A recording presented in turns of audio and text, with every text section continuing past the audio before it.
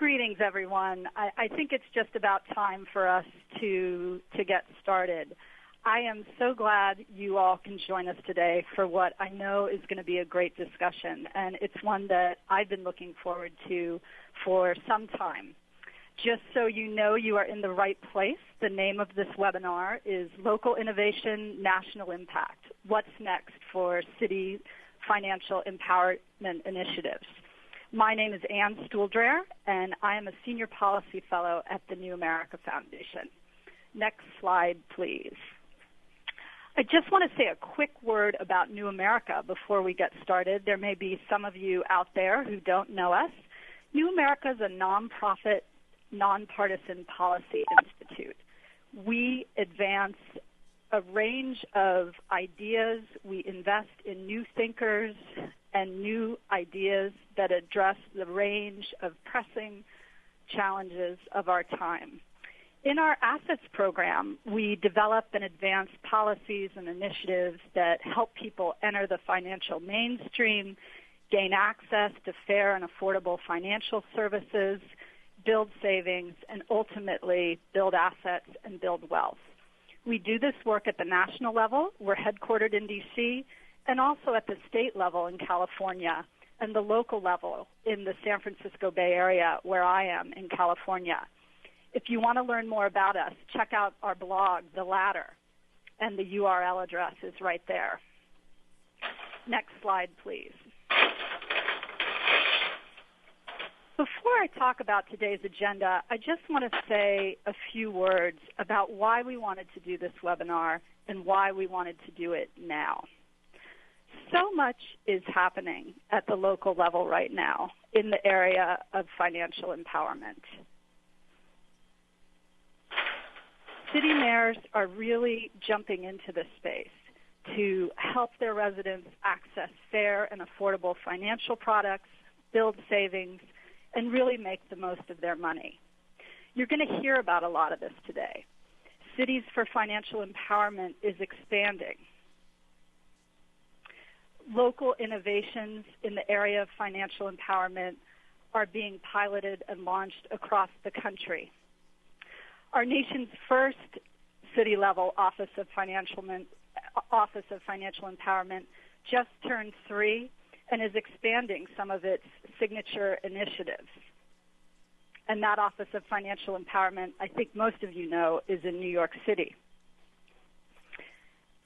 Bank Ons San Francisco, which started several years ago, is now being replicated widely in as many as 100 cities across the country, and it partly inspired the Obama administration and the U.S. Treasury Department's Bank On USA initiative that is going to be starting up soon, and you'll also be hearing about more today.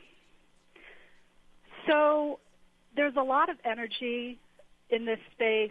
There's a lot happening, and it seems like a good time to both look backwards at what has been working, what's not working, but also to look forward and really think about what are the ripest opportunities for localities and cities to be pursuing at this moment, especially when we know so many families are struggling right now and when budget dollars are really tight at the local level and at every level.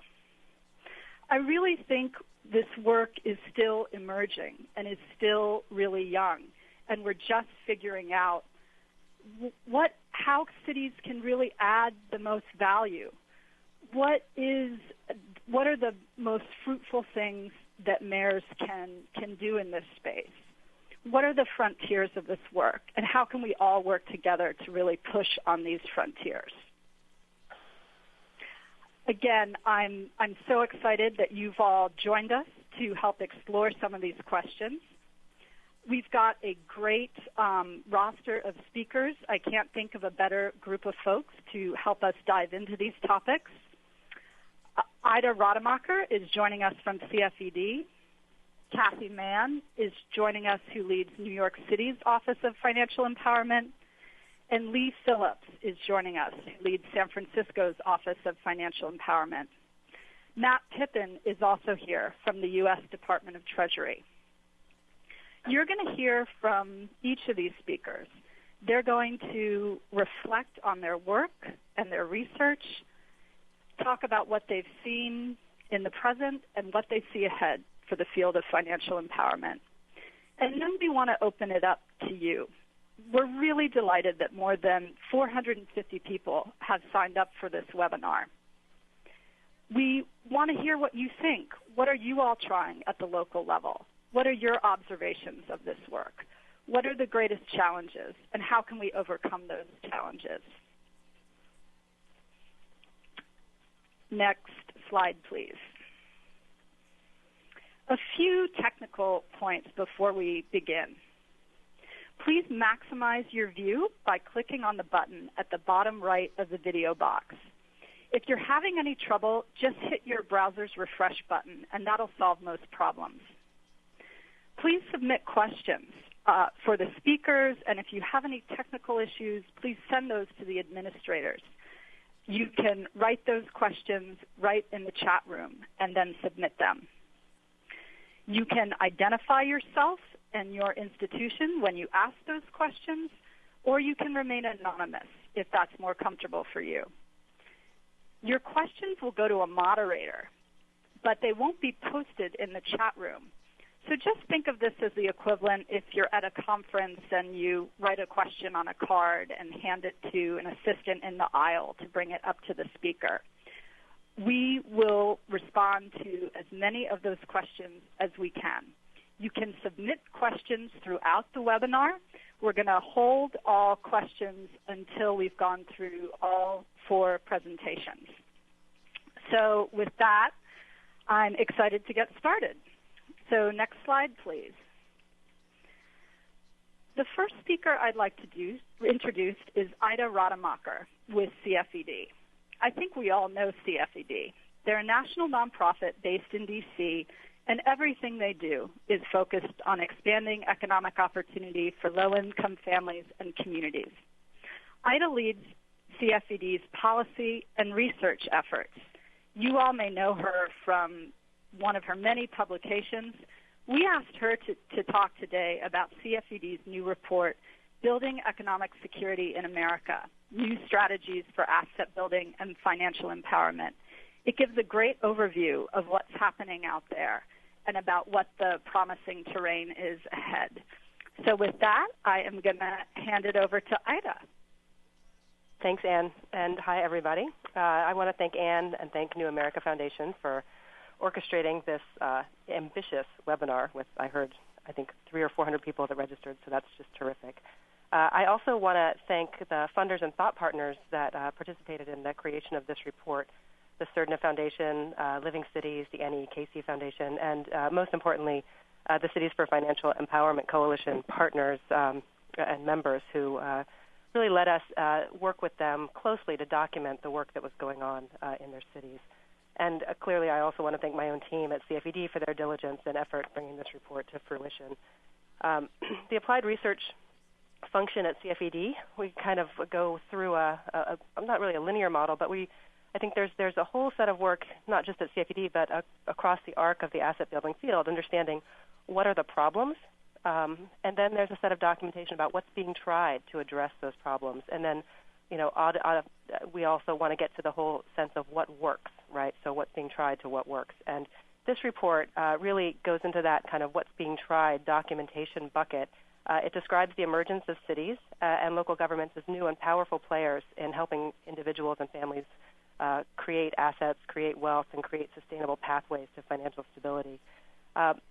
Efforts by municipal governments to shore up residents' economic security have traditionally focused on increasing income through job creation and job training strategies and by providing subsidies for housing and other basic goods.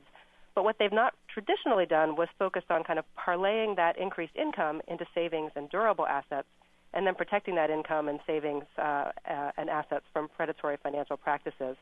But the evidence that's coming out more and more frequently suggests that to fundamentally change economic prospects and drive economic mobility, families need income, but that's necessary, but absolutely necessary, but not sufficient to mobility. They also need knowledge of and access to affordable financial products and services. They need incentives to encourage savings and investment that work in their lives.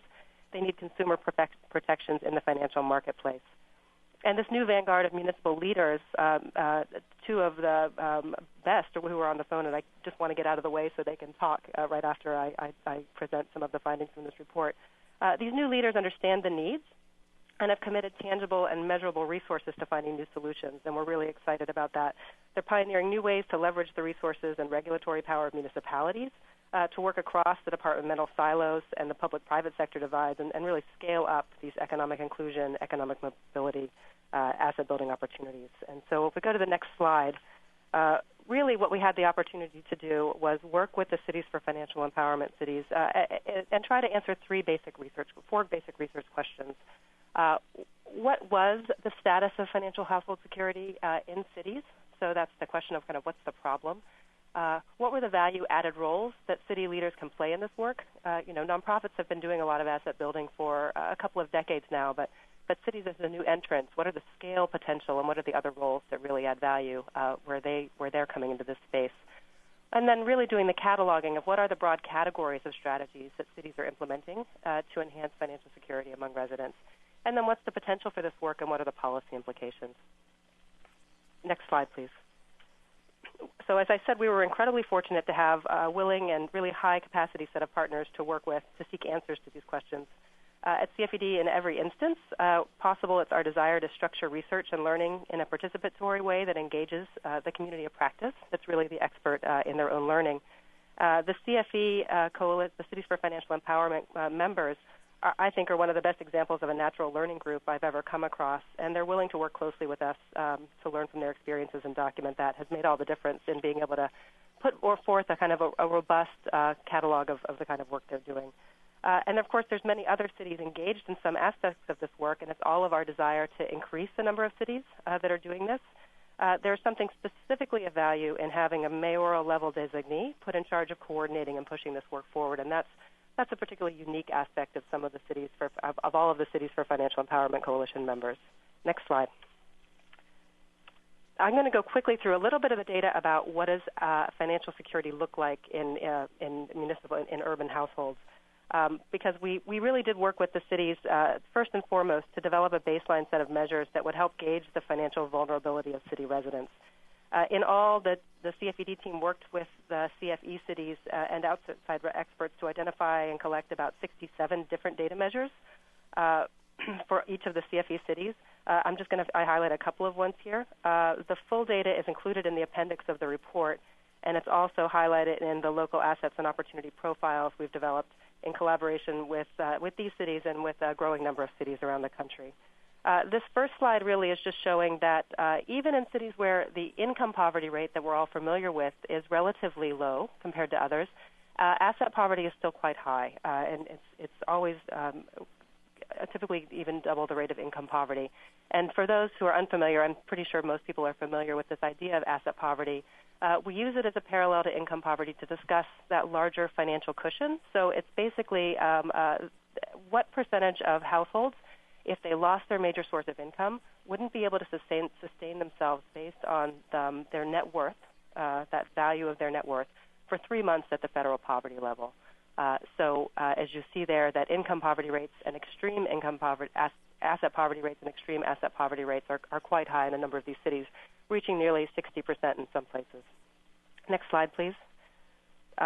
This is really just a slide of the FDIC data on unbanked and underbanked households. I know that both Leigh and Matt are going to talk about this more, so I'm just going to say briefly here that in the cities that we looked at, the combined rates of and underbanked ranged from about 15% to about 36% in San Antonio at that time. Next slide. And then one of the other data measures that we looked at that was meaningful for some of these cities was looking at the percentage of consumers with subprime credit scores. That number has a direct impact on everything from your ability to get employment, apply for rent, and then the normal ways we think about using credit to actually gain access to financing. The data that we received from TransUnion showed that the percentage of county residents whose credit score was too low for them to access Even the most affordable credit ranged from about 40% of over 40% of residents in all cities weren't able to access the most affordable credit, and that number jumped to over 60% in 6 of the cities. Next slide. In response to the question about the value-added roles of government, over the course of this work, we identified a dozen value-added roles that municipal government can play to build on their existing roles and to help them start address the kinds of data that we just saw, address those numbers and try to help move the dial on those, so through the programming that they put in place. So just briefly, local governments can champion efforts. They can convene the local stakeholders and use their influence to persuade other actors to engage in these issues. They can communicate with residents through public awareness and social marketing campaigns. They can connect residents to resources through their 311 lines and 211 lines and other referral networks. They can give their stamp of approval to products or services, which provides a powerful legitimizing effect for residents. Local governments can also use their power to integrate financial empowerment work into existing programs and services. They can tap sources of federal, state, and local funding to sustain this work. And they can serve as testing grounds for pilots and evaluation, which creates an environment of experimentation and innovation. They can also advocate on behalf of the larger policy efforts that need to be happening to actually let them innovate in this space. And they possess a lot of the authority to regulate and scrutinize programmatic practices just because of the where they're situated, right? They have the most hands-on ability to understand what's going on with families on the ground because they're dealing with so many different touch points with those families on a day-to-day basis. Next slide. So what did they actually do with those roles? What's the kind of work they actually did?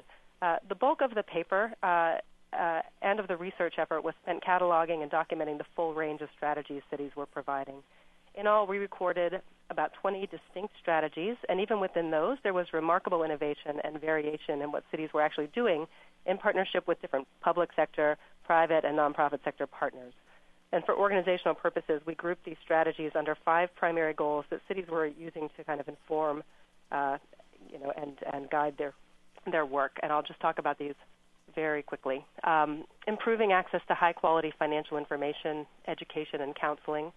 We're going to hear about that from all the different cities. Basically, when we saw that, we would find that cities were working with the private sector and community partners to help their households build financial knowledge, improve their financial behavior through quality financial education and counseling. You can go ahead and move through these. If you can skip 2 more slides in. Thanks. The second kind of overarching goal of increasing access to income-boosting supports and tax credits, something about stabilizing and maximizing the income being a really critical step toward financial security. Without that income, families don't have the wherewithal to meet their basic needs, let alone save for the future.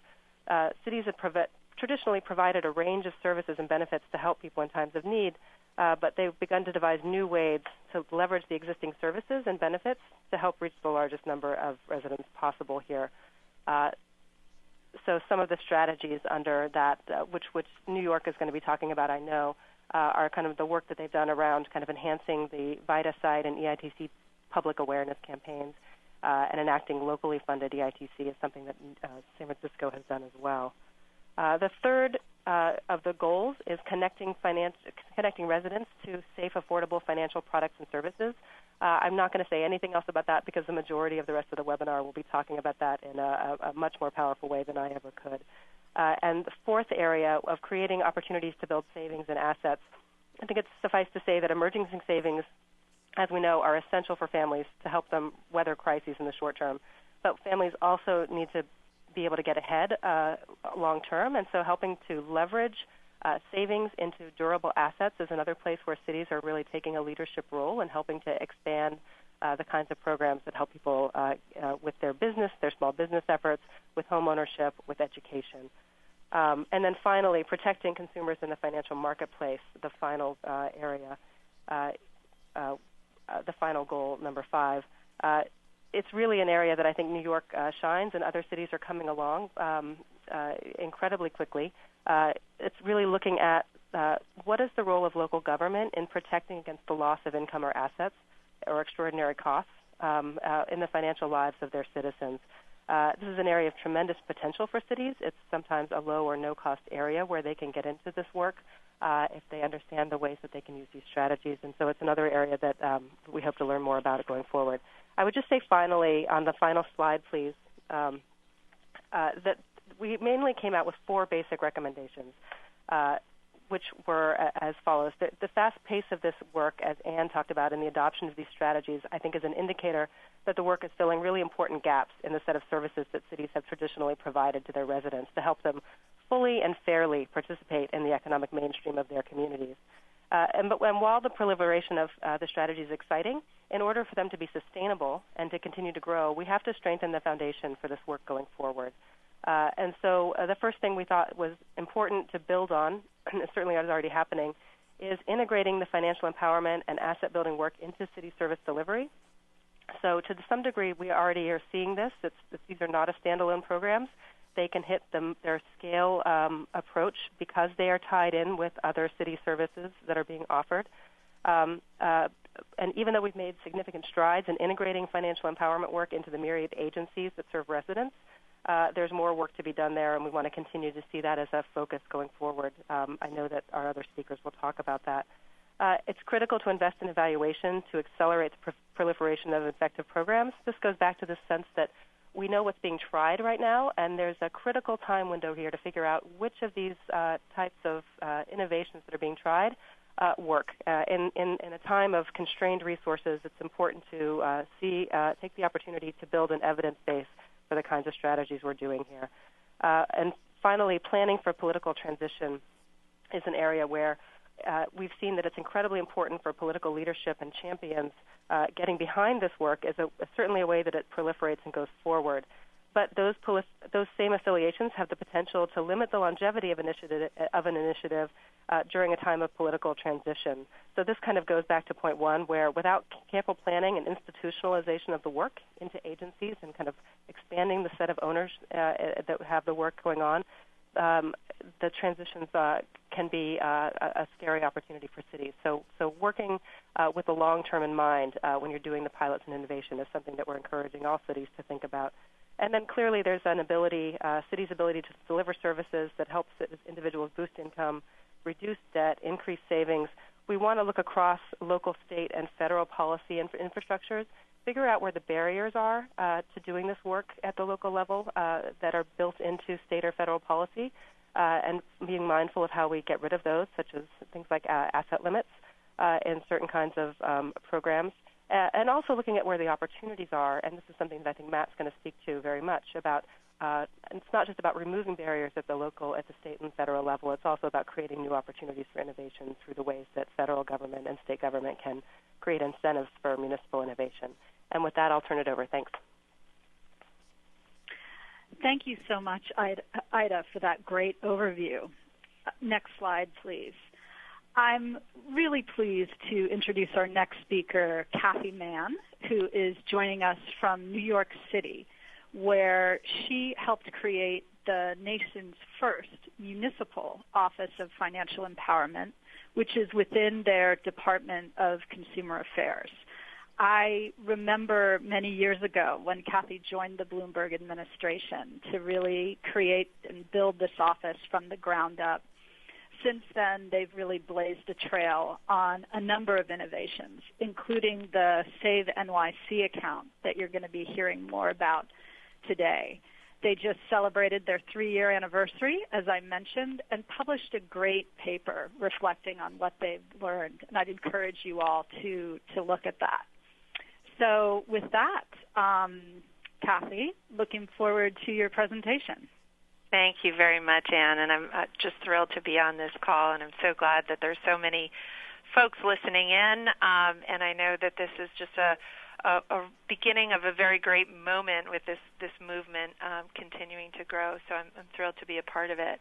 I'm going to go to sort of the next slide, which is OFE's strategic priorities, just to give everyone a sense of what it is we're working on and how we sort of think about our work. The mission of our office in New York City is to educate, empower, and protect low-income New Yorkers basically in the financial services marketplace, and to help them sort of make the best use of their resources to move forward.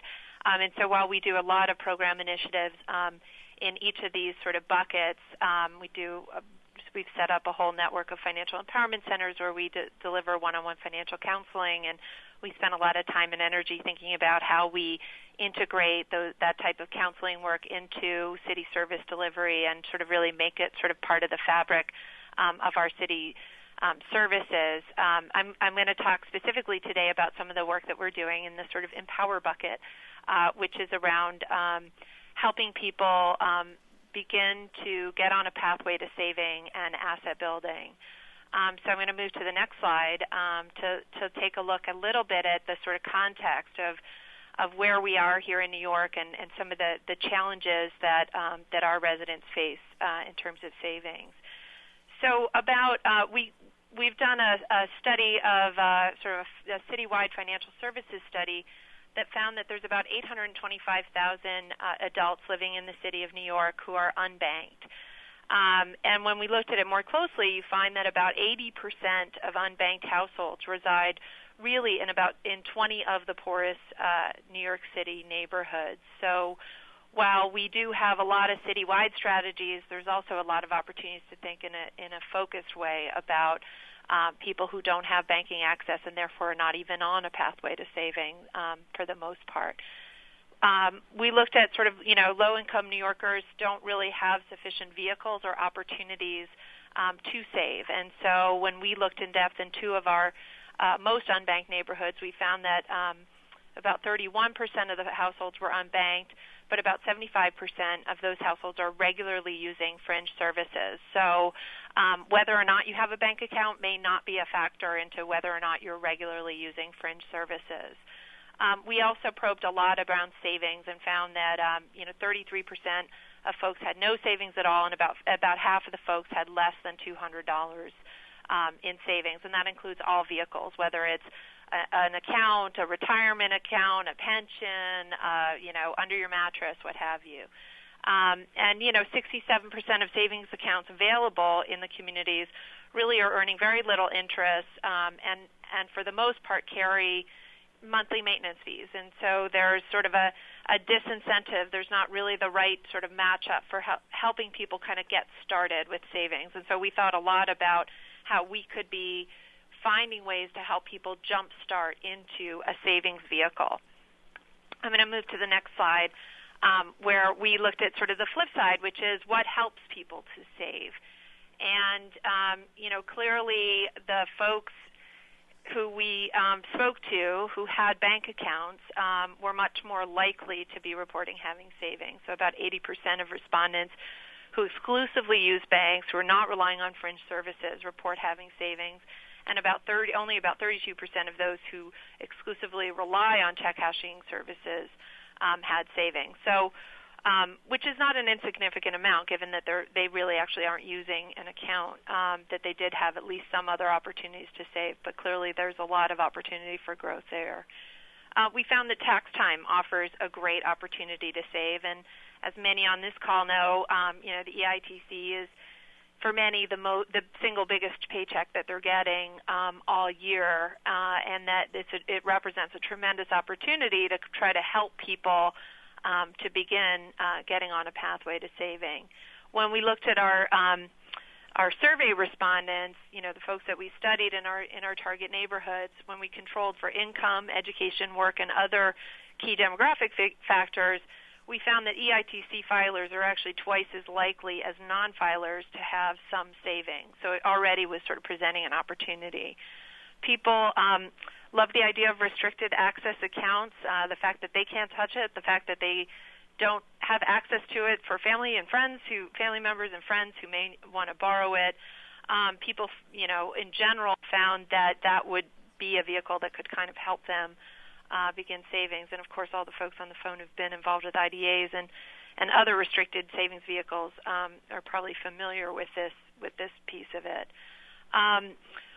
What we also found is sort of what would help people to save, and sort of out of the vehicles that are out there, what would what is it that would be preventing people from using established sort of savings vehicles? And a lot of people did talk about this need that they're interested in savings, but they really feel like they need to have access to it for emergencies. And then, in fact, people, the single biggest reason why people wanted to save was to save in the event of an emergency. And so that's very much in the target population that we're looking at and we're working with in some of our lowest income target neighborhoods.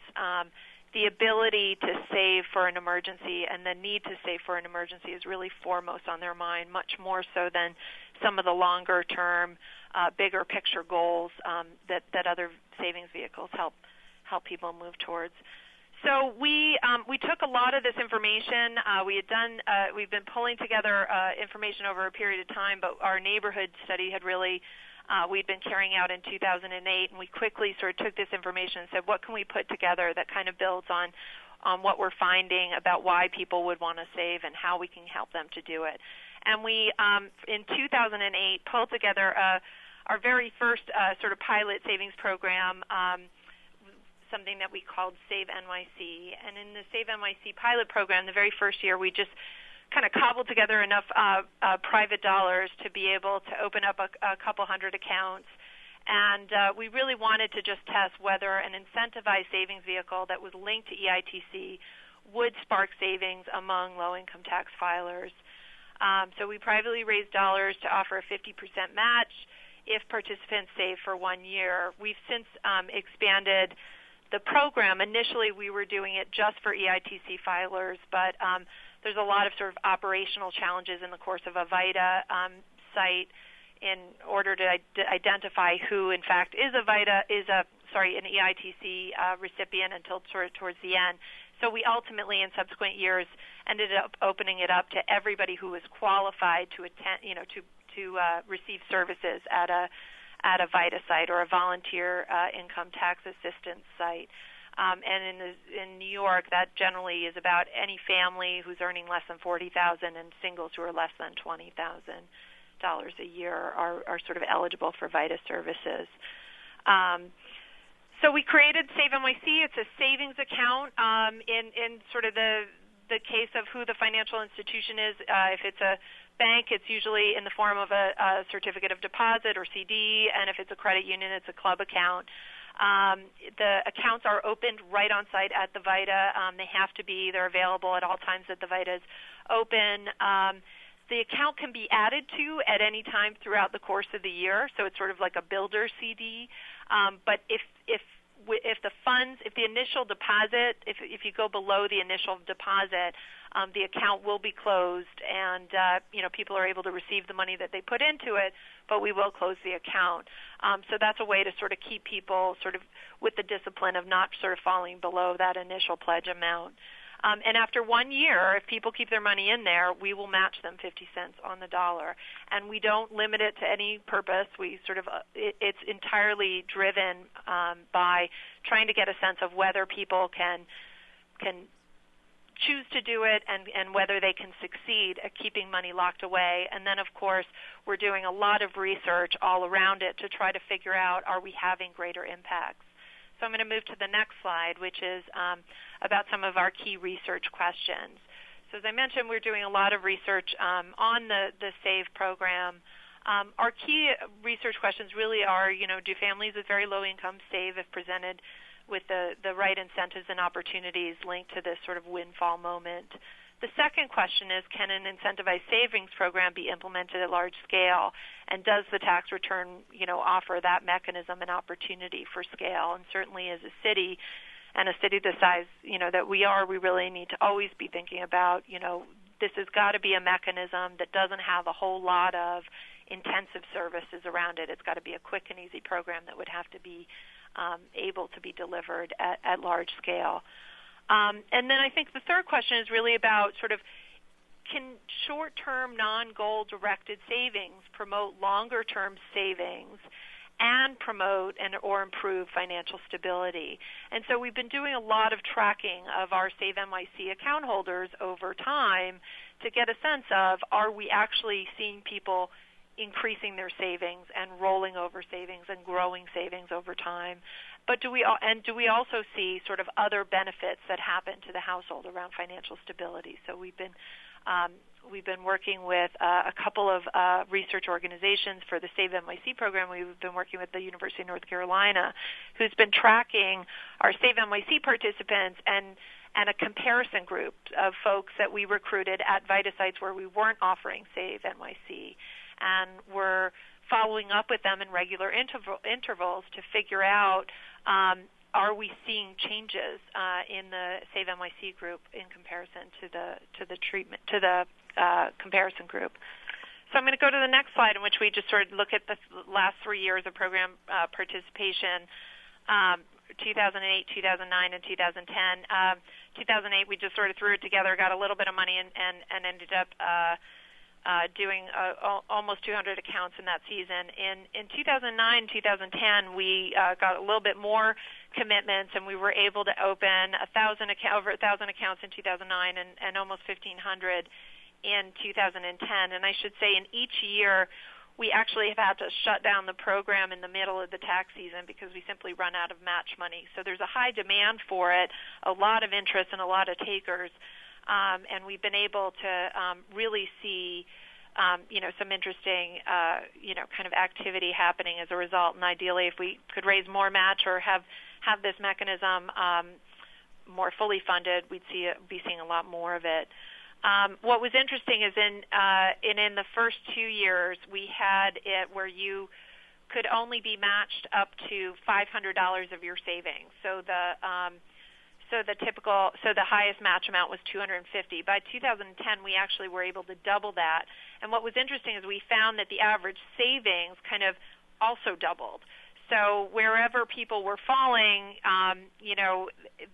sort of wherever we created the parameters, people seemed to be generally falling at sort of a midpoint in that. And that was a very significant thing. It sort of shows you that people were kind of able to shift up in their ability to increase their savings. The most likely folks to take it up, we have some characteristics. Single mothers were most likely to save. We have some information on income. But it really has the most to do with being linked to the EITC refund amount.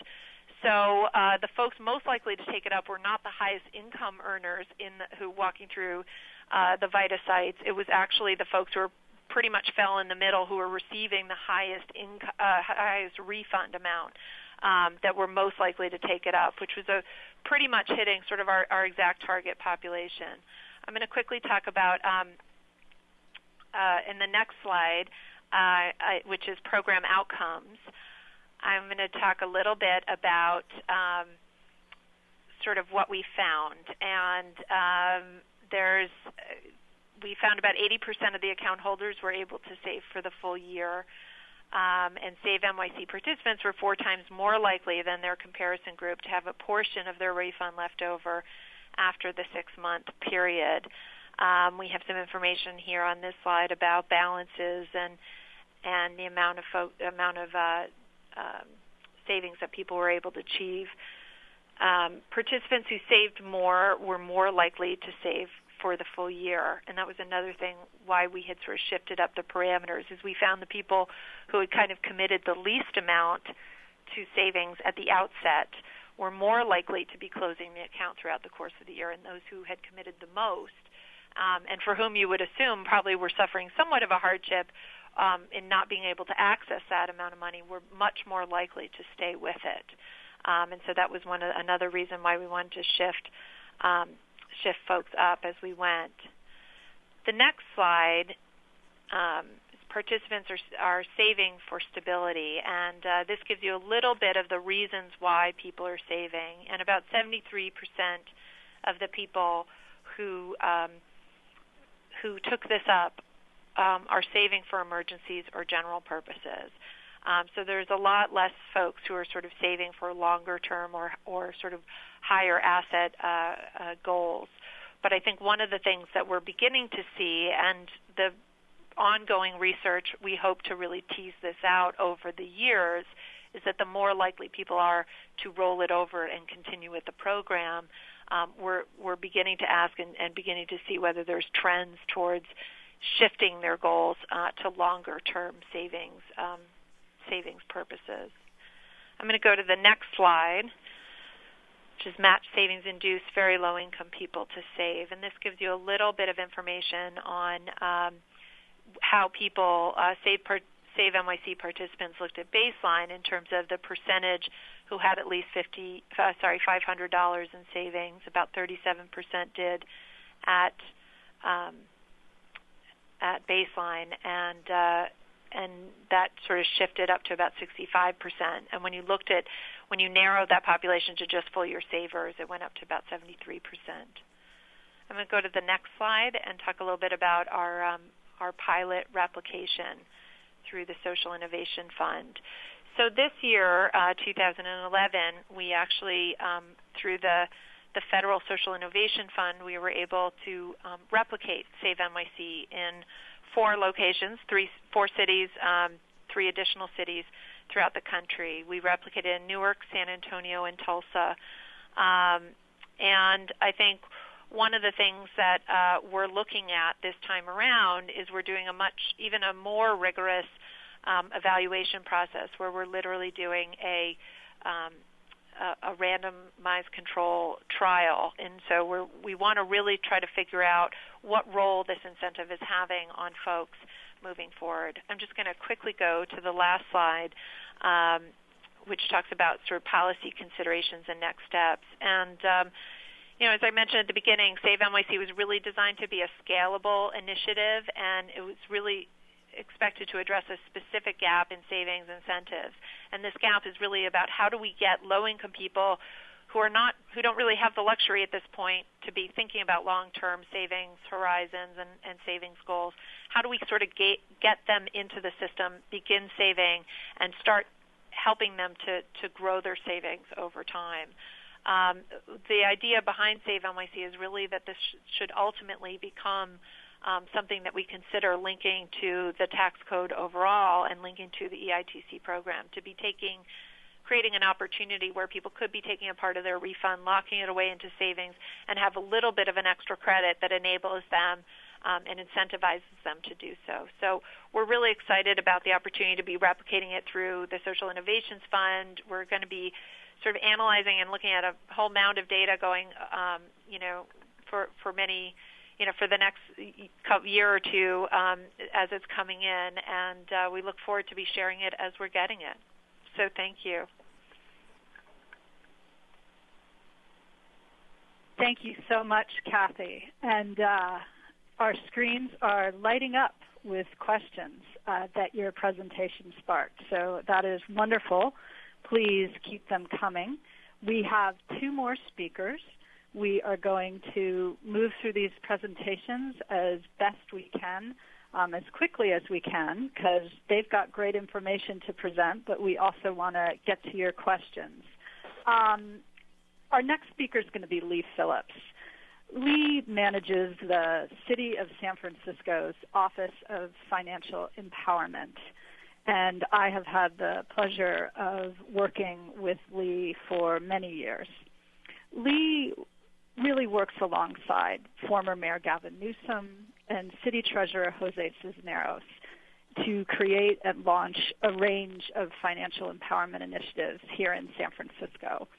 The Working Families Credit, which is a local EITC, Payday Plus SF, which is a local alternative to predatory payday loans, something called Kindergarten to College, which when it fully rolls out will provide a college savings account to every kindergartner in San Francisco.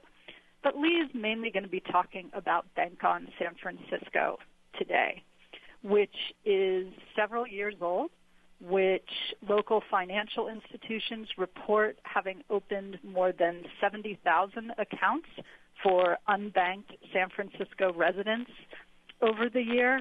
And I had the pleasure of working with Leigh on a paper called Building Better Bank Ons, the top 10 lessons for the Bank On movement. So with that, it is my great pleasure to hand it over to Leigh Phillips. Thank you very much, Anne, my partner in crime on so many of the great projects that we've managed to launch in San Francisco since we started this work really back in 2005 when we did, I think as Ida mentioned, implement a local match to the earned income tax credit. But what I'm going to talk about today is Bank On San Francisco and really the top lessons that we've learned since running and developing that program over the last 5 or 6 years.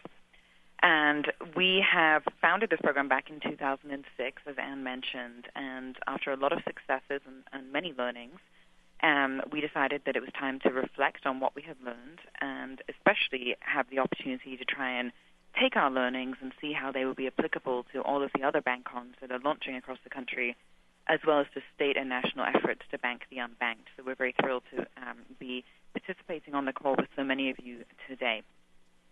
So just on the first slide here, a bit of background on the initiative, and I'm not going to talk too much about what Bank On actually is because I think most of you already know the details on that.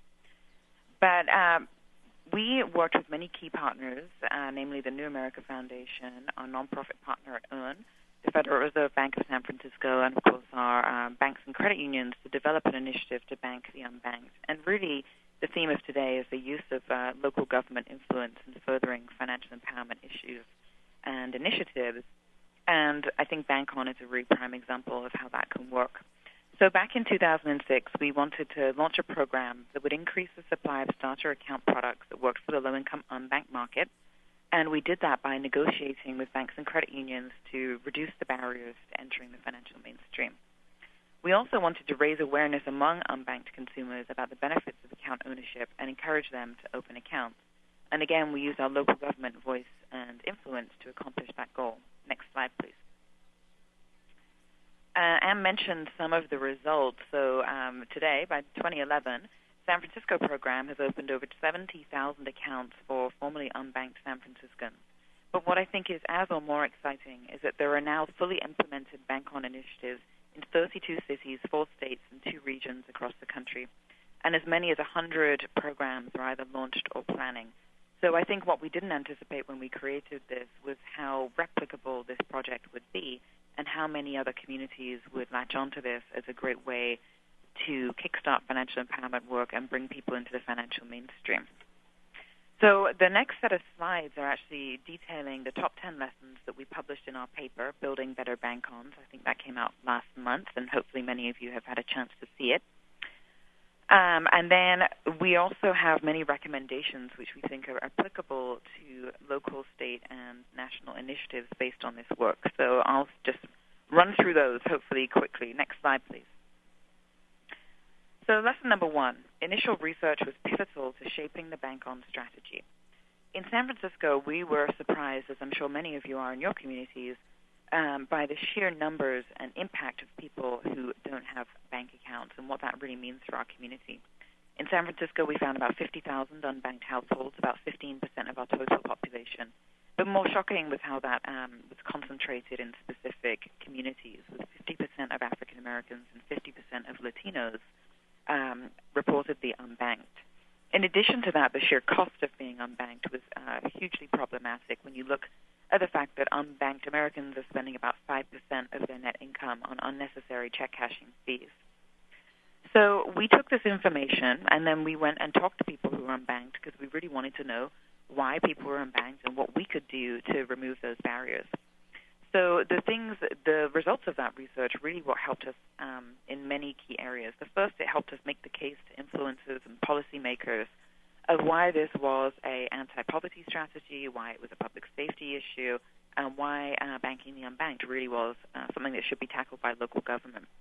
It also helped us make that case to community groups, many of whom back in 2005 may not have been looking at banking the unbanked as an issue of the same importance as some of the other work they were doing. Most importantly, it helped us actually design the program and know what, or make an educated guess at least at what we thought would work and what the barriers were and how we could remove them. And lastly, it helped us really measure results so we could set a goal based on those numbers. We decided to try and bank 10,000 people in 2 years, and that number we exceeded in the first year. So having a measurable goal actually helped us show program success, and I think has also helped many others adopt this program across the country. So what that means, in our opinion, for broader initiatives, are really that there needs to be more support locally and nationally on research on the unbanked and underbanked. So we know that the FDIC has started, hopefully will be an annual study that we can keep a track of the changes in people entering the financial mainstream, and that's the kind of work that we'd like to encourage. We would also like to see more work around examining the key questions about how to better reach and serve the unbanked and underbanked market, and also to set goals that measure financial capability and impact. One of the issues with Bank On, which I'll talk about later, is that we can know what we're doing for people, but we're not necessarily sure what kind of impact it's having on their lives. And so we think a greater focus on this type of research will be critically important. Next slide, please. Lesson 2. Local public officials play a critical and unique role, especially by uniting stakeholders around a common agenda. Ida framed this really well in her opening presentation, and I think Cathie built on this as well. What we're finding at the municipal level is that government really has a unique voice in financial empowerment work, and that public and elected officials in particular have the skills and resources necessary to be able to really make change. Ida mentioned some of the key factors, but I think in particular the local government touches every part and every aspect of the community. If you look at what a local leader can do, in our case it was our elected treasurer, Jose Cisneros, and our former mayor, Gavin Newsom, the ability to convene key stakeholders really was critical. There are very few other groups who could pull together all of the heads of local, regional, national banks in the area, sit them down in a room together and say, we want your help in addressing this issue, and actually get a result. In addition, I don't think we can underestimate the fact that local government does have a very trusted and unique voice in the community.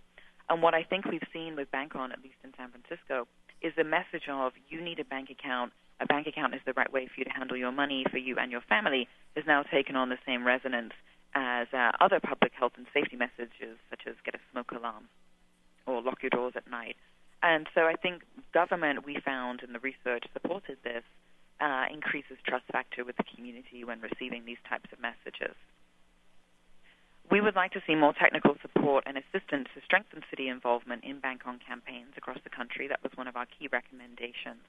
And also for areas that may currently be not focused on banking the unbanked, although it's hard to imagine there's many of them, with 100 Bank On programs launching across the country. But we think there could be influence in terms of reaching out directly to local and state elected officials to encourage them to launch this type of program. Next slide, please. Lesson 3. A collaborative design process contributes significantly to partner buy-in. I can't actually say how important this is strongly enough. Bank On truly is a collaborative effort, and I think what we managed to do in San Francisco was to create a situation where a win-win approach really allowed everyone to do what they do best.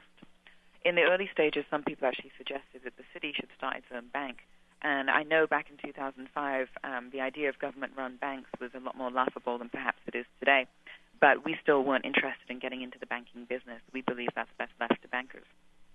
Similarly, having the regulators at the table, in our case, the Federal Reserve Bank, but the FDIC has also played an extremely strong role across the country in these efforts. They've been helpful and influential in bringing the banks to the table and helping the city really push forward on these efforts. Community groups have great reach in the communities that they serve and also have increased trust. And most importantly, the banks and credit unions themselves, they know what products work best for their institution. And we're remarkably willing to adapt those products in order to help us reach more unbanked people. And so having everybody participating in what ended up being a 9-month negotiation process to create this really allowed everyone to feel ownership and participation in the program, which I think was critical. Our recommendation for a national effort would be to set a very similar table to the one we did in San Francisco that brings all partners to the same table and really encourages high levels of buy-in and volunteerism in making this effort successful. Next slide, please.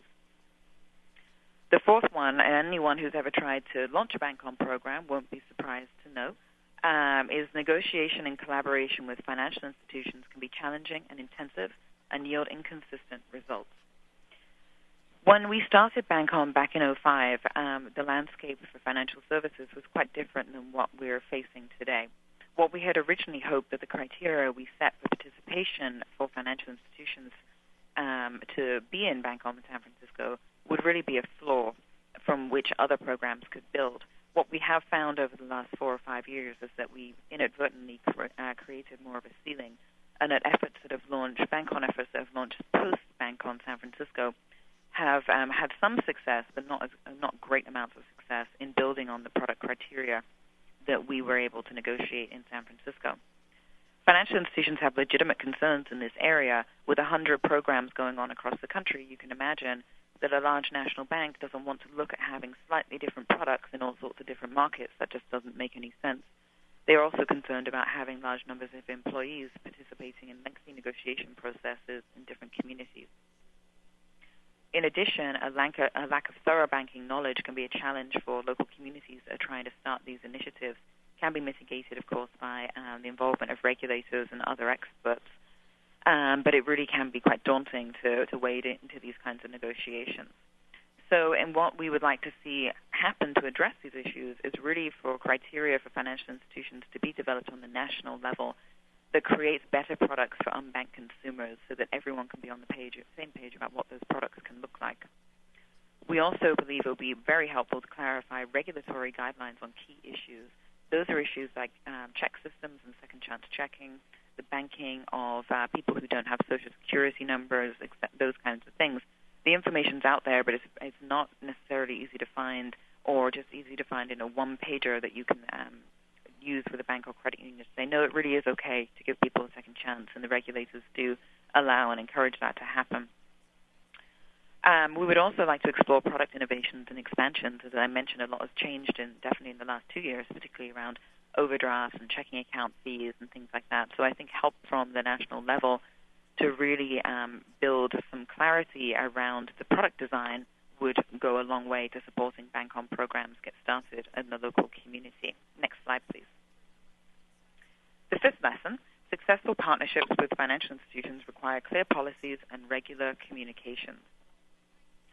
So this may obviously sound a little obvious, but what we're talking about here is you've got large numbers of people in the program, and particularly banks and credit unions. So in San Francisco, for example, we have 175 branch locations in our program. That's a lot of people. That's probably reaching the thousands of employees who are being asked to implement this initiative.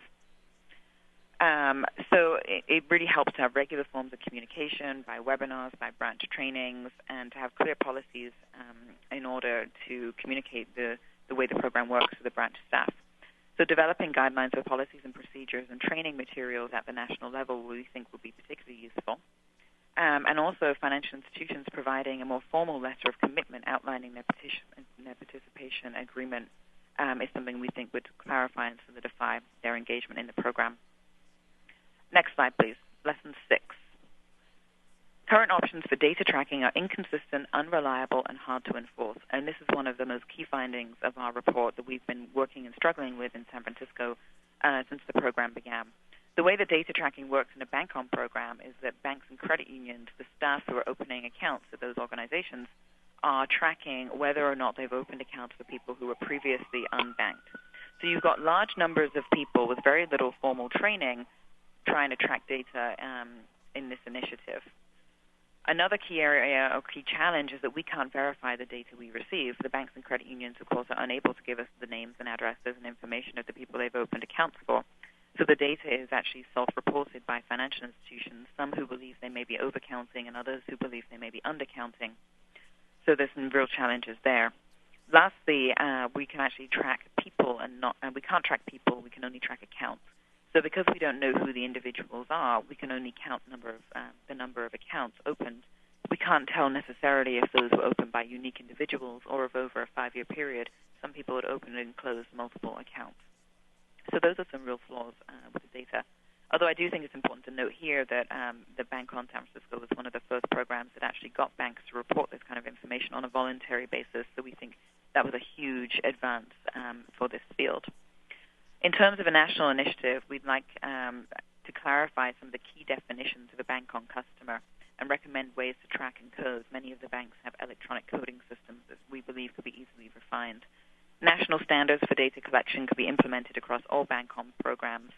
And the influence of regulators as collectors of the account data really is key, and we'd like to see that retained in a broader initiative. Next slide, please. Lesson 7, financial education is important, but developing strategies is challenging. I'm pretty sure everyone on the phone has had this experience because this is a universal problem. We believe very strongly that financial education should not be used as a barrier to accessing an account at a bank or credit union. Pretty sure none of us were required to take financial education before we opened a checking account, and we don't think that we should put that artificial barrier in front of others. However, we do know that people can benefit greatly from financial education. So we did a few things in San Francisco to help out. I should note that when we first started the program, we tried to have our own classes, and we got 0 participants. So we have worked on 2 strategies. The first is we really try to thoroughly train bank staff so that they can explain the way the account works in great detail to unbanked people when they're opening these accounts at the branch level. Second, we provide micro grants of $100 to community-based organizations, and we provide trainers as well to go out and teach classes through those organizations that already have clientele. And we're training about 3,000 people a year using that structure.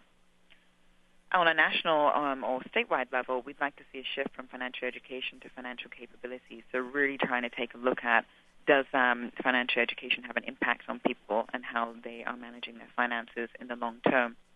We would like to see an encouragement of experimentation in financial education delivery. We know a lot of the time that classroom-style setting just is not very effective, but oftentimes we struggle to come up with alternatives, and we would like some support for that. We also believe that cities and states are well-placed to integrate financial education into other programs and services. So, for example, if you're doing workforce development, financial education could be a part of workforce development training classes. That would be one way that we could try and integrate it more into things that are really impactful for individuals. Next slide, please. Marketing and outreach campaigns should leverage partnerships, public resources, and community connections. So we had a pretty broad-ranging campaign in San Francisco, and I'm sure many of you have similar experiences, using a multitude of channels to communicate to as many people as possible. We used advertising in our voter information guide that hits 400,000 people. We put billboards and advertising up on buses and bus shelters. That's something that's available to local government who oftentimes control those types of resources. We used our public utilities provider to do a mailing, so all sorts of things. But perhaps one of the most important things we did do is receive a pro bono marketing campaign from an ad agency, and then we were able to turn around and donate that campaign to many of the Bank Ons across the country. And I think similarly, on a national level, that would be one of our recommendations. Creating templates for marketing materials and websites that goes a long way to saving time and money for programs that are trying to get off the ground. We also believe that strong alliances with national-level partners would help support programs. That could be a more formal program, for example, with United Way to help do customer service through 211, or other similar national nonprofits that have reach in the community. Next slide, please. So the main reason we're all here today matches Lesson 9. Cities that start Bank On programs are well-positioned to promote a range of financial empowerment approaches, and mention some of the work that we have going on in San Francisco, and a lot of that work really has stemmed directly from what we've been able to do starting the Bank On program. So we have been able to launch a payday loan alternative through our credit union partners. We're about to launch a direct deposit campaign using our Bank On coalition. Once you have that coalition in place, that's very important. You can start building on it. Providing support for expanding Bank On programs is one of our key recommendations on this area. So in addition to just starting the Bank On program itself, perhaps providing support or funding to programs that want to expand into other areas. Similarly, we should be encouraging the dissemination and sharing of successful models through coalitions like Cities for Financial Empowerment, which San Francisco is proud to co-chair with New York. And really, the more best practices that we can be turning into technical assistance models, the better off we will be. Next slide, please. Lesson 10. Local financial empowerment policies can advance and reinforce Bank On coalitions. So in San Francisco, we all know on the local level our hands are pretty tied in many of the regulatory issues that we're able to address, or the passing of legislation that can curtail predatory practices.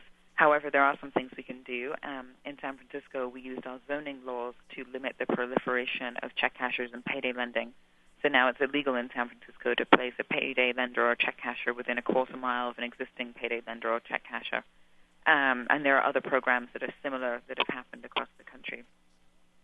We're also interested in embedding financial empowerment work in other government functions. I already mentioned the idea of putting financial education in other city programs, but we're looking to expand that also in looking at how we pay our employees, how we pay people in work training programs. We recently switched our local match to the EITC and provided an incentive for using direct deposit. So now if you use direct deposit to a bank account, you get $125, and if you get a paper check, you only get $50. Through that policy, our direct deposit participation rates actually increased from about 3% to over 90% in just 1 year.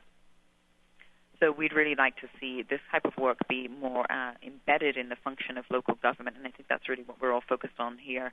One of the greatest achievements of Bank On, in addition to the large number of accounts that have been opened, is the fact that now community groups and government agencies are including, do you have a bank account, as one of the key questions they ask when they're screening for public benefits, and that wasn't happening a few years ago.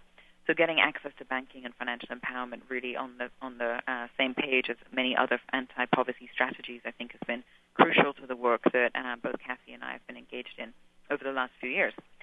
So in terms of advancing bank on coalitions, we believe that national organizations can harness the input and ideas of local coalitions to advance federal policies. With 100 or more coalitions across the country, that's the beginnings of a really strong grassroots effort. And we would like to see that effort be a little better organized amongst ourselves so that we have the ability to coordinate and communicate and to put those policies and learnings to advance higher level federal policies. We'd also like to create better ways to document and share promising legislative policy and enforcement ideas amongst bank-on coalitions, so the easier we can make it and share copies of things like legislation that we think that other groups will be able to benefit for, the better we'll be. So I'm going to stop there. Those are our top 10 lessons. We are really grateful to the New America Foundation for helping us write that paper, and I'm sure Anne can tell us where to find it. But just the last slide, please. If you want more information about bank-on programs in general or want to join the 100 communities that are already looking at implementing this program, you can visit our website, joinbankon.org. Leigh, thanks so much. That was a fantastic overview. I'm really pleased to introduce our next speaker and our last speaker before we get to your questions. And please keep them coming. There's a lot of great questions coming in. Matt Pippin serves as a financial opportunities specialist at the U.S. Department of the Treasury. Before joining Treasury in August, Matt was a member of Senator Akaka's staff for more than 9 years. And there, Matt really worked extensively on a number of initiatives to financially empower consumers. And there are too many to name here. But just to name a few, Matt worked on the Credit Card Minimum Payment Warning Act, Title 12 of Dodd-Frank, which you will be hearing more about today. There in Congress, Matt also had a role in creating the Financial Literacy and Education Commission in the FACT Act, and also the Office of Financial Education in the forming, as we speak, Consumer Financial Protection Bureau in Dodd-Frank. He and his colleagues at Treasury right now in the Office of Financial Education and Financial Access are working to get Bank On USA off the ground. Matt is going to tell us about Bank On USA and the other initiatives that he and his colleagues are working on. So once again, Matt, thanks for being here. Thank you, Anne, for that kind introduction and for organizing the event today. And thank you also to the New America staff that have been so helpful through this. I also want to acknowledge all the efforts of Ida, Cathie, and Leigh, who have done so much to either put projects together or help us understand the importance and the value of trying to do more to expand financial access. I'll skip to the overview quickly. So the next slide, please. And so many people have talked about the problems that working families face when they're unbanked and underbanked. I'm going to skip over those slides, and I'm going to talk about Treasury's overall financial access agenda, Title 12 of Dodd-Frank, and Bank On USA. So I'll skip to slide 7. And the Financial Literacy and Education Commission is really comprised of federal agencies that are engaged in efforts to try to better educate, protect, and inform consumers. The Commission develops a national strategy intended to promote financial literacy among all American consumers, and it coordinates federal efforts to promote financial literacy and education. And recently, a working group was created, the Financial Access Working Group within the Commission. And its goal is to better integrate financial education and financial access efforts into existing programs that meet that serve low and moderate income individuals and families. It's also going to be used to try to better coordinate all financial access efforts. And it's a new initiative, and we're looking forward to seeing the activities of the subcommittee on the move forward. Treasury also has been helping to support the President's Advisory Council on Financial Capability, and last year the President signed an executive order which created this council, which the council seeks to assist the American people in understanding financial matters and making informed financial decisions, thereby contributing to financial stability. It is composed of non-governmental representatives with relevant backgrounds such as financial services, consumer protection, financial access, and education. The Council is tasked with recommending methods to coordinate and maximize the effectiveness of existing private and public efforts and identify new approaches to increase financial capability through financial education and financial access. And the Secretary of the Treasury is looking forward to reviewing the Council's recommendations. In addition to the Commission, the Council, Treasury has implemented and proposing to implement even more financial access initiatives. The Financial Education and Counseling Pilot Program really is intended to address one of the core causes of the financial crisis. Too many home buyers were steered into mortgage products that they couldn't afford or understand. And so Treasury, through the CDFI Fund and the Office of Financial Education and Financial Access, has provided grants to enable experienced organizations to provide a range of financial education and counseling services to prospective home buyers with the purpose of trying to get people in a better position to be able to make informed housing choices and be better prepared to decide if homeownership is appropriate, and then if so, to help them be in a position to get an affordable mortgage product. Electronic Treasury. Rules are now in place requiring direct deposit for all new federal benefit recipients by May 1st, and for current recipients by March 1st, 2013. Individuals receiving federal benefit payments who do not have an account at a financial institution or prefer receiving their payments on a prepaid debit card can receive a direct express card. The card is a safe, convenient, and consumer-friendly way for benefit recipients to receive their payments. In a similar vein, Treasury is currently conducting a tax time account pilot. This initiative is intended to improve tax administration while also providing basic financial access. The pilot has two components. The first is the My Card account offer, which is sent to a sample of likely unbanked low and moderate income households. And it gives them the option to receive their federal tax refund on a debit card and then use that debit card as an ongoing financial transaction product. The results of the pilot will help determine the benefits and feasibility of a debit card account as an integrated part of the tax filing and refund process. The second component of the pilot, working with provider payroll services, Treasury will highlight the safety, ease, and convenience of direct deposit onto payroll cards through tax season communications. The pilot has the potential to streamline the tax administration process, save the government money, and deliver tax refunds in a faster, more efficient manner, while simultaneously providing access to safe and affordable basic financial transaction products. I'll describe Bank On USA a little bit later in the presentation. Next slide, please. Title 12 of Dodd-Frank really provides opportunities for the unbanked and underbanked to have access to traditional mainstream financial services. Really, the purpose was to try to make sure that Treasury had authorization to move forward on a number of initiatives to bring people into mainstream financial institutions. Next slide, please. And primarily, it's a broad authorization to help expand efforts, financial access efforts to the unbanked and underbanked, and to help develop low-cost alternatives to high-cost small-dollar loans. Now, unfortunately, no specific appropriation has yet been made to fund the initiatives. Next slide, please. Bank On USA is intended to bolster community-based activities intended to increase access to safe and affordable financial services and products and financial education. Additionally, Bank On USA is intended to encourage the development of products and services that better meet the needs of unbanked and underbanked consumers.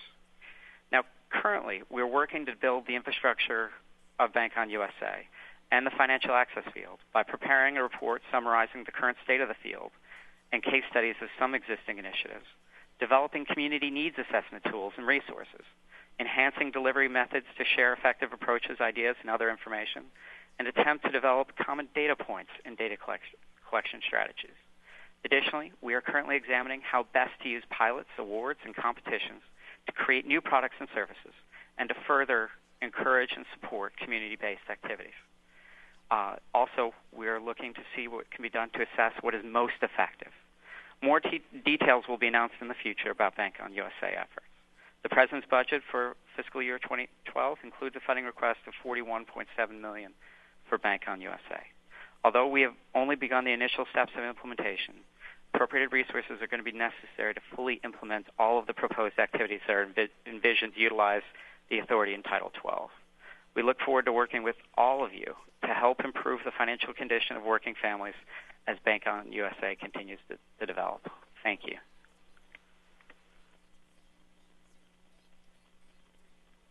That's great, Matt. Thanks so much. I think that update was new information for a lot of folks, and we really appreciate it. Next slide, please. I just want to highlight before we open it up for questions that the National League of Cities has done a lot of great work in this area and has a number of resources for emerging financial empowerment efforts led by local officials. They just published a Bank On City toolkit. Next slide. And they also have several other resources available. Please contact Laura McComas at NLC if you'd like any more information about these resources. And you can also go to the National League of Cities website. They're a great partner in this work. And now we're going to go to your questions. A lot of you have been writing in great questions. We are going to get to as many of those as we can. We are scheduled to end at 12:30, but our speakers have all agreed to stay on for a little longer. So please join us if your time allows. And so if all the speakers could just unmute their lines, and I am going to start throwing out some of these questions. The first one is from Lisa Potts, and she is asking, can you share successful strategies for getting city officials engaged and making their participation sustainable? Yes. Any of our... This is Leigh. I can take a first stab at that one. I think what we found in San Francisco, especially around financial empowerment work, is that this work just makes a lot of sense. And the more that you can use data to build a case for why this work should be done and why it should be done with government, I think the better off you'll be. With Bank On in particular, those numbers are really shocking. People spending $1,000 a year on check cashing fees, the impacts of being unbanked, the way that it disproportionately affects communities of color. Those are all things that were very, very appealing or compelling, I should say, to our elected officials here in San Francisco. In addition, I think it's good to start on this work with some of the simpler and more cost-effective strategies. So We started by doing a tax credit program. That's obviously costs a lot of money, but doing zoning restrictions on payday lenders is more cost-effective. A bank on program can be very cost-effective, and some of those other strategies. We found, at least, and I'm sure Cathie and Ida would agree, these can be very great political issues that aren't very controversial. They make sense to the public. They poll very well with the public. People understand these issues. And I know San Francisco is a bit of a unique case, but we haven't seen a lot of opposition. And I think particularly what backs that up, if you look at Bank On, is how it's spread not just in cities like San Francisco, but in places all across the country, because I do think it is very appealing as an issue. That's great, Leigh. Thanks so much. I'm going to move to the next question so we can get as many of these in as we can. This next question comes from Renee Bryce-Laporte and is for Cathie. He is wondering what kind of pushback, if any, do local or state governments face from check cashers, payday lenders, other asset-draining businesses or industries when these governments try to nudge low and moderate incomes in another direction?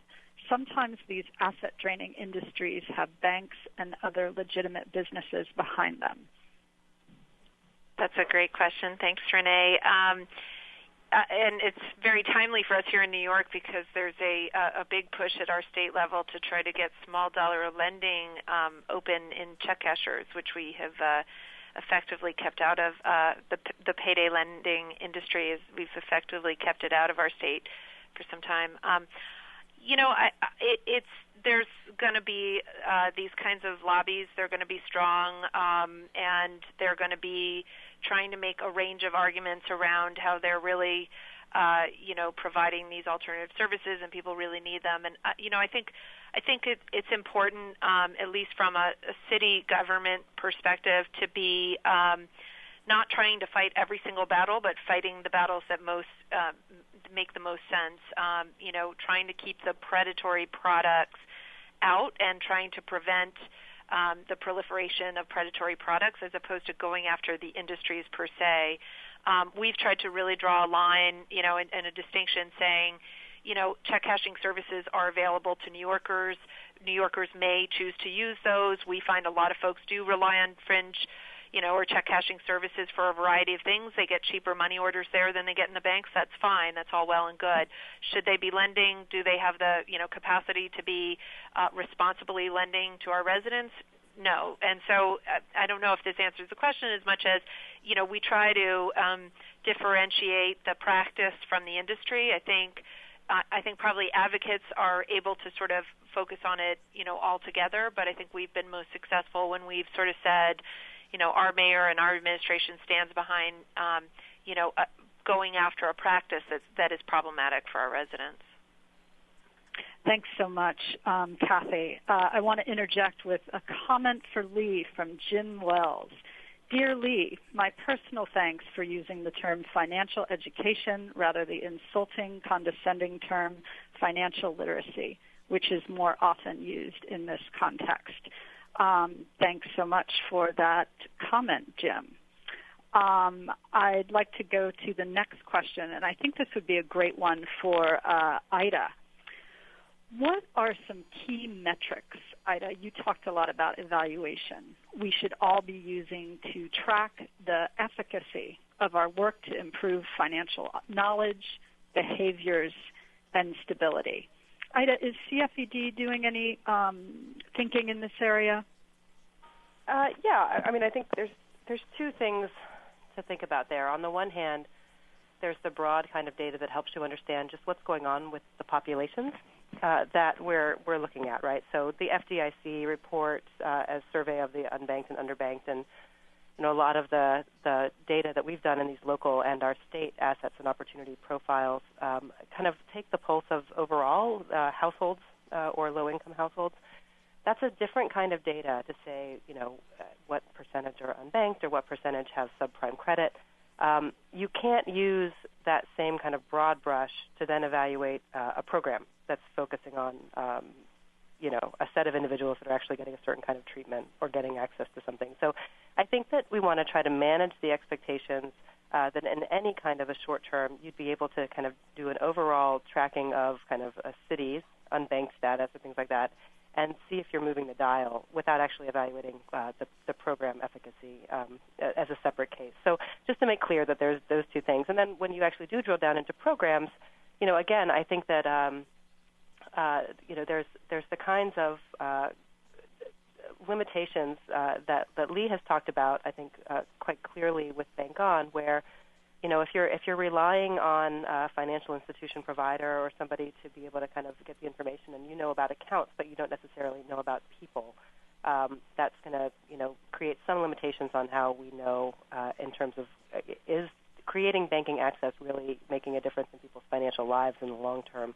That's going to be a different kind of evaluation. It's going to require more extensive investment in evaluation with other kinds of survey strategies. I think there's a few bank-ons that are doing that. And you can also do it with a subset of, your program partners if you can't afford to blanket an entire program intervention. New York, I think, is doing that really well, where, for example, with their financial empowerment centers or with SaveNYC, they're kind of focusing on a specific program that they're trying out, and then focusing on a research design that doesn't kind of try to know everything about every single person that's participating in that program, but can set up some kind of a rigorous research protocol that will let you know something about the kind of outcomes that are taking place. I'd say that with for CFED, we are not doing a lot of program evaluation on the ground with any specific programs. We are working with Treasury and with a lot of partners to think about, as Leigh was asking about, kind of the data collection universe that's possible with Bank On, what the theory of change is there, and seeing, really we're in the exploratory phase here of seeing what kinds of data indicators are possible to collect to find out the so what of financial access going forward. And I would just think, I think that this is a new area for social policy research in some ways, and I think it's one where all that we're learning from the behavioral sciences about how to design programs can come to bear. And there's lots of ways where we don't have to test an overall program. You can test certain parts of a program treatment design in ways, I think, that are kind of small scale but efficient in taking that first step in figuring out what works. Thanks so much, Ida. Our next question is for the U.S. Treasury, for Mr. Pippin. A listener and viewer asks if you know anything about the take-up rate amongst free tax preparation clients using debit cards for receiving tax refunds. And I believe he's referring to your pilot. And he's just wondering how this was marketed to folks out there. Well, it's a little early to have results yet for the pilot. Evaluation is going to be a tremendous component, and we'll want to know exactly, how effective it was and what can be learned to try to make it more effective in the future, and look at the prospect of potentially, expanding it later on. In terms of the marketing for the first component of the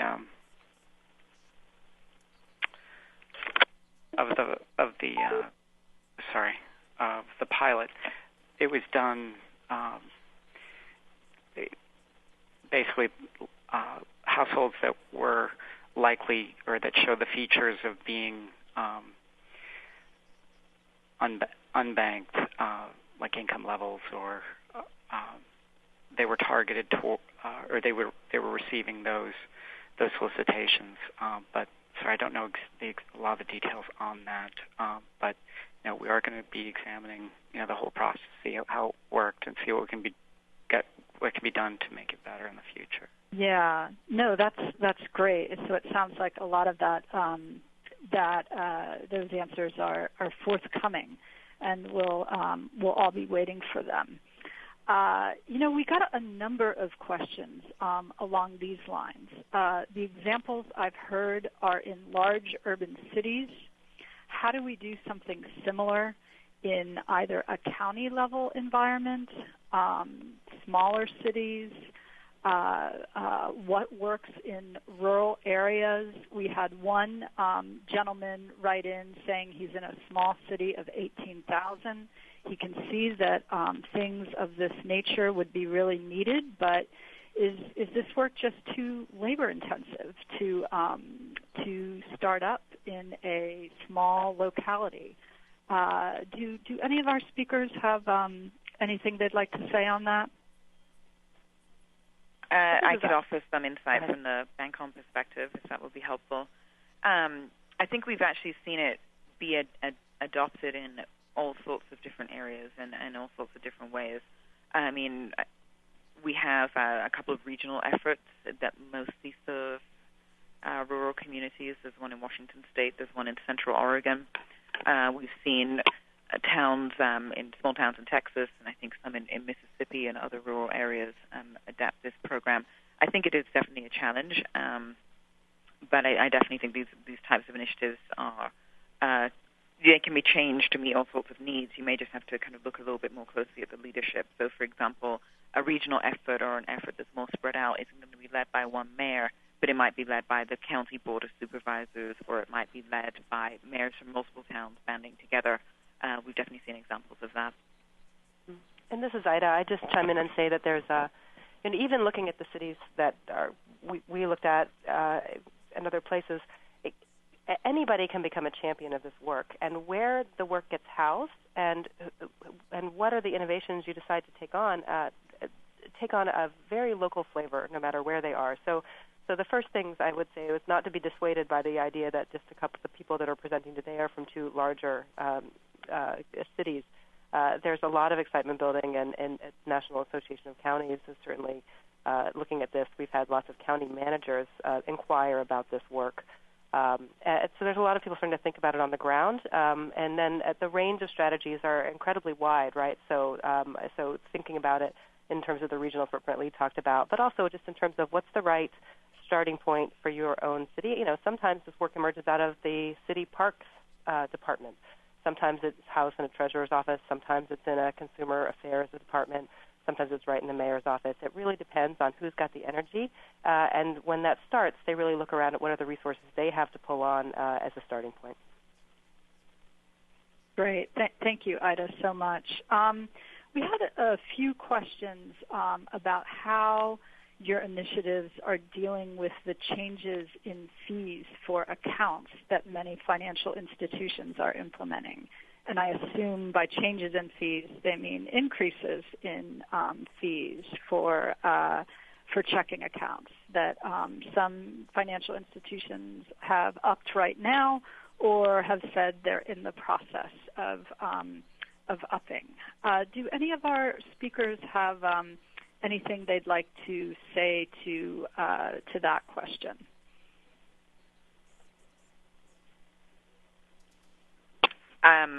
Yeah, this is a really great question, and I think there's been some upsides and downsides from what's been happening in the regulatory landscape in this area recently. On the plus side, we've seen huge advances in the area of overdrafts and those types of fees. Several bank-owned programs, particularly the DC program and I believe the Newark program, have been able to negotiate products that don't allow for overdrafts. Checking account fees is actually now a big issue, as we are starting to see the rise in fees and change in how fees or in ways in which you can make accounts be free through direct deposit or a combination of balances and things like that. We are talking, I think this is a great example of how the power of all these coalitions could and should be harnessed to really come up with a strategy, and it's also a good time to really start pushing nationally to say, well, what do we agree is a good limit on fees on these types of accounts? So in San Francisco, I think we're looking at, okay, do we need to renegotiate? Has the landscape changed so dramatically since 2005 that we now should be renegotiating what we negotiated back then? Or should we hold firm on what we set out as being reasonable? And I know that other bank ons are having similar concerns. So I think what we're doing now is trying to gather some information about what other coalitions are doing and then be able to form a strategy. But again, this, I think, speaks to the need for there being more organization of these types of efforts. Mm-hmm. Thank you, Leigh. Cathie, we got a number of questions about SaveNYC. They included how was the match funded, and how did you integrate financial empowerment tools into the VITA sites? Someone wrote that they have tried to incorporate benefit screenings, but very few clients are interested. Any suggestions about what you're learning about appropriate language to use with clients, operation flow at tax sites, or any other ideas? Thanks. Those are great questions. In terms of the match, the first year we sort of pulled together from really anybody we could ask for and get funding from, and then by the second year we were able to actually get funding through the Ford Foundation and somewhat from the Rockefeller Foundation as well to support the match. The idea of SaveNYC is, and now ultimately SaveUSA, is really to be testing this and researching and evaluating it and really ultimately making the case for it to be taxpayer dollars, whether it's our own city's EITC or the state or federal EITC, that this is sort of a valuable investment to make a very important anti-poverty program work even better. So that's our ultimate long-term goal for where we think the funding stream should come from. In terms of the operations and the VITA sites, the questions are hitting it right on. There's so much oftentimes that we load onto our VITA sites because there's so much of it's a one moment in time when we get people coming in and they're getting some refunds, and we want to give them some counseling on what they should do with their refund. We want to give them some benefit screening to see if they can qualify for other programs, and we want to get them into doing the FAFSA to see if they can get their child's tuition funded, and we have a sort of a range of things that I think a lot of us have experimented with at the VITA sites, and it can also often be sort of an overload. We very much with SaveNYC and then ultimately in the rollout with SaveUSA have tried to keep to we got some funding early on actually from the Annie Casey Foundation to test out some behavioral economics principles and how we use that to sort of think about the flow and the way in which we're engaging filers. So we do, it's always helped that we run out of match money, because when you send that message to people, like we don't know how long funds are going to last, we do a lot in our public education campaigns, like, when the mayor, does his press conference every year launching tax season, he'll say, go get this now, this is the best return you're going to get, nobody gets a return like this these days, so go hit those VITA sites. So we really try to drum up sort of demand in that way of sort of making sure people understand it's a limited sort of time offer, and that sort of helps. But in the operations of the VITA sites, we've learned a lot over the years, and now that we've replicated it in a few other cities, we've also learned a lot from other ways that they're doing it. But a lot has to do with the sort of the processing as people are walking in the door, making sure that the offer is made right up there, front and center. Our first year, I think I had mentioned, we had linked it to whether you got EITC or not, and so what happened was we weren't making the offer on the account until after the person had gone through their tax filing, and then they were told, then they knew they qualified for EITC, and then they could say yes to it. But by that point, some people had been waiting 4 or 5 hours just to get to see a tax preparer, so they weren't really in a position to be saying yes to anything that would take extra time. So now we really do it. Anybody walking in the door, we do a pre-qualification. We get them signed up on the account. We use some of that wait time as a way to get them saying yes to the account. And then we sort of, put the pieces in that way. A few of the sites in the replication have done things like they make people opt out. So they sort of start the process with them while they're waiting to see the tax preparer to see, where they're assuming they're going to want this account, because who wouldn't want it? And then the person actually has to say, no, I'm not interested. So we're trying a few different things. We're going to be pulling a lot of the findings together into a paper that we hope to, be getting out sometime before the end of this year, and we'd certainly make it available to this list. That's great. Thank you so much for that, Cathie. I'm sure that's going to be really helpful to a lot of folks out there who are thinking of doing something similar. This next question is for Matt at Treasury. Someone is asking, what are your thoughts on the likelihood that a federal savers bonus could gain bipartisan support? And for the others on the call, would cities rally to support passage of this? I think the possibility remains for a bipartisan agreement on that. However, any new program in the current environment, it's extraordinarily difficult to get either through, authorized, or if it gets authorized, for it to get funded. And so it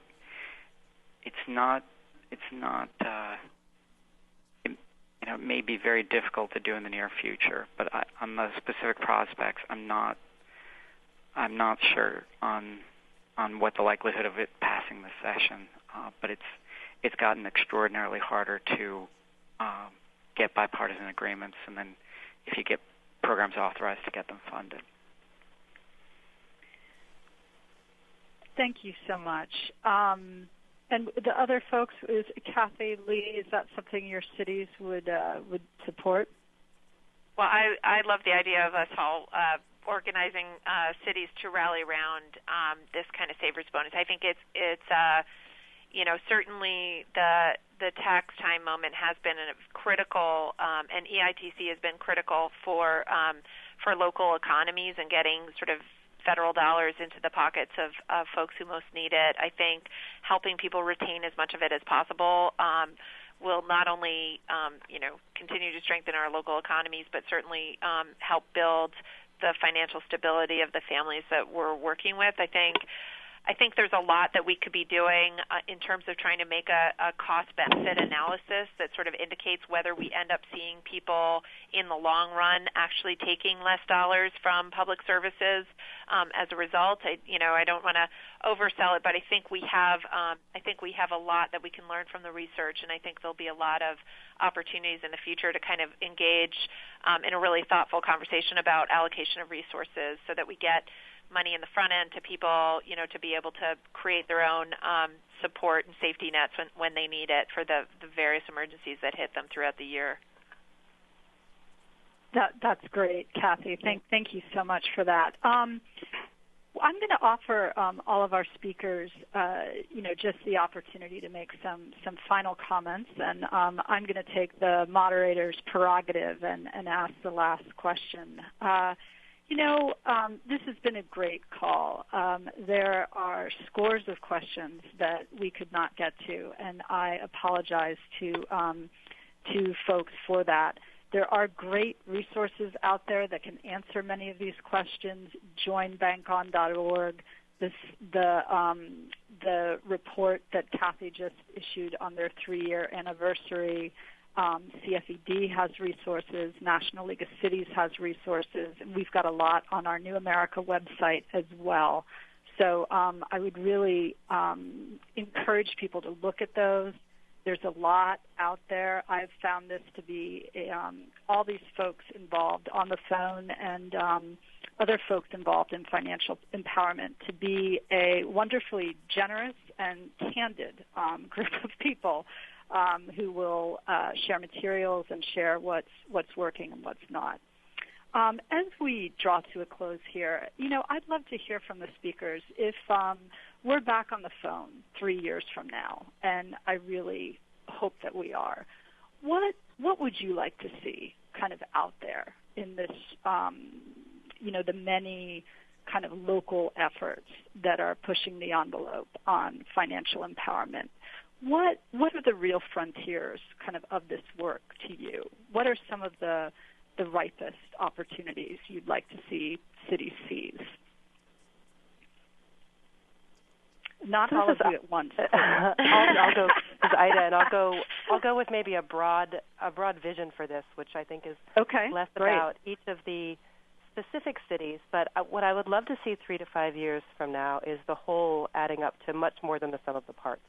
That goes to what Leigh has been talking about, and Cathie as well, in terms of how do you, as more and more cities see this as an expanded and vital additional set of resources and tools they build to help their cities stabilize, how do those voices come together to weigh in on national policy, to weigh in terms of the kinds of things that need to happen I do think that this is becoming a movement in a lot of ways. I think that we're seeing an explosion of state coalitions, of local coalitions that might come into this to do one thing, but then broaden it out to do more things. You mentioned the Savers Bonus, the Savers Credit. I think there's over 100 members now on the Savers Credit Alliance, which is weighing in on exactly the kind of opportunities to get national policy to align to support the kind of innovation we're seeing. If any of the groups on the phone today want to be a part of the Savers Credit Alliance, they can certainly go to CFED's website. But that would be and join. But that would be my vision, would be that we're seeing this movement, this ability to kind of connect with each other, not only help to support the proliferation of new programs, but to help those programs add up in terms of a unified voice about what really matters, and in terms of the collective amount of research we know about what works. Thank you for that, Ida. I'll echo what Ida said, and I'll just add that I think 3 years from now there'll no doubt be a plethora of sort of new voices and new ideas that have been brought to this, and I'll really look forward to hearing from all the different folks and all the different strategies that people are locally implementing and growing and what blossoms. I'll say, I think I'll love to see how well we integrate these notions and strategies around financial empowerment into sort of the core infrastructure of our cities or counties. I think we've come up with some really neat things that we're doing, and I think now the real kind of work that we have to buckle down and do is to get this as embedded as possible into sort of natural streams of service delivery. So, when families are approaching their cities because they have, they're in danger of becoming homeless, that there's sort of financial counseling and empowerment strategies tied into other relief services that are being offered, whether people are, as people are getting trained for new workforce opportunities, that there's a financial empowerment component to that. So I think across the spectrum, we have a lot of work to do to kind of get it out there into as many possible streams as we can. And I would just echo what Cathie had to say, because I think we have the same perspective here in San Francisco. There's always going to be room for innovation in this work, and I think that's exactly as it should be. But at its core, some of these elements, like having access to financial products that build wealth, having everybody have access to reasonably priced checking accounts and savings accounts, for that work to be commonplace, for financial education to be embedded not just in city programs for adults, but also in our schools. Those are all things that shouldn't be innovations. Those are all things that should, within 3 to 5 years, be normal and be commonplace. I think local government can do a lot to keep advancing that work, but we need backup. So the other thing I would really like to see, we can't regulate payday lenders and check cashers at the local level, but they can do it at the state level, and I'd like to see more leadership on that effort from some of our state leaders. And also at the national level, we can only take our powers so far, but when it comes to leading these big negotiations and getting big national efforts on the ground and organizing these coalitions, we can't do that locally. Someone needs to step in and do it nationally. So those are the things that I hope we're talking about 3 years from now. And I'll echo That's a lot great, of what's been said, but fundamentally, hopefully we see less unbanked and underbanked, and we see even more community-based collaboratives in more, in additional cities, and offering a variety of financial services and products, transaction savings accounts, but also also advanced products that like New York and San Francisco have already been developing, and also hopefully greater integration of financial education, and then finally a better understanding of the true value that financial access has, like developing or understanding better what having a basic transaction account means to the economic well-being of families, in addition to what the value of other financial services and products are, in making sure that people are included in the financial system. Well, thank you. Last slide, please. I think we have heard a rousing call to action from all of our speakers, and we've got a lot of work to do, so we better get off the phone and start that work. I just want to thank all of my colleagues at New America. I want to thank all of the speakers who've given so generously of their expertise and their time today. And I want to thank you all who joined and participated in this call. Clearly, there's a real appetite to talk about this stuff. I think we have hit on something promising in this work, but again, I feel like it's at the early stages, and that we could make it so much stronger for families throughout this country. So with that, we are going to wrap it up. I want to remind folks that all of the presentations today will be on our website. If you have any remaining questions, feel free to email my colleague, Maria Sotero, and her email address is up there. So thank you so much, everyone, and have a great afternoon.